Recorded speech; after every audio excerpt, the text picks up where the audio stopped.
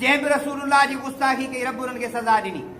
रसूलुल्लाह सल्लल्लाहु अलैहि वसल्लम जी गुस्ताखी अबू लहब कई, अबू जहल कई, उतबे कई, शेबे कई, नबी सल्लल्लाहु अलैहि वसल्लम जी गुस्ताखी कई। नबी सल्लल्लाहु अलैहि वसल्लम जेको आहे काबतुल्लाह में निमाज़ पिया पढ़नि, पोइ ॾिठऊं पाण में वेठा चिरफिलाइण हंधि उठ पिया कुटिजनि, हुनजो ओझ बोझियो रतु खणी जो, पोइ सजदे में वियासीं, हिते रखूं मथां रखियऊं पाण साईं सजदे में। हिकिड़ो कमीनो वञी बदबख़्त अमा बीबी ख़ातून जन्नत खे ॿुधाई ॾिस, ऐं हज़रत बीबी ख़ातून जन्नत घटो थो ॻाल्हायो, ओझ मथे कयूं, साईं जी निमाज़ पूरी करे अल्लाहुम्मा अलैका बि कुरैश जलाल में चई अचे अलाह दुख बि थियो, चई अलाह साईं हिननि जी पकड़ फरमा 3 दफ़ा, छो जेका साईं जी ॻाल्हि कंदा 3 दफ़ा चयूं।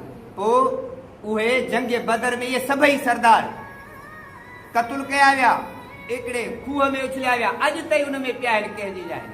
असांजा माण्हू अहिड़ा चरिया, ओॾे वञी खूह मां बि मिटी पड़। अड़े इहे त फरमाए लानतुल्लाहि असहाबल कलीम, इन्हनि जे मथां रब साईं लानत हिन जे पुठियां करिजे। लानत वारी जॻह तां बि अहिड़ा पाकिस्तानी हिंदुस्तानी शिरक वारा उतां बि मिटी पटे खाइनि।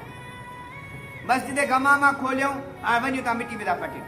अरे नांगायो जा मिटी था खायो, मौलाना अब्दुल कादिर रहमतुल्लाह अलैह फरमाईंदो न, नांगायो जा मिटी था खाओ। जंहिं वञ दरगाह ते पिया मिटी खाईंदे चुमंदे पिया, बाबा न इहो चुमण।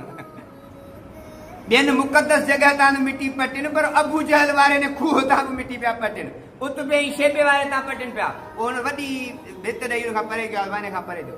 लानत वारी जॻह तां बि अकुल त आहे ई कोन असांजे हमराहनि खे, अलाए छा अथनि।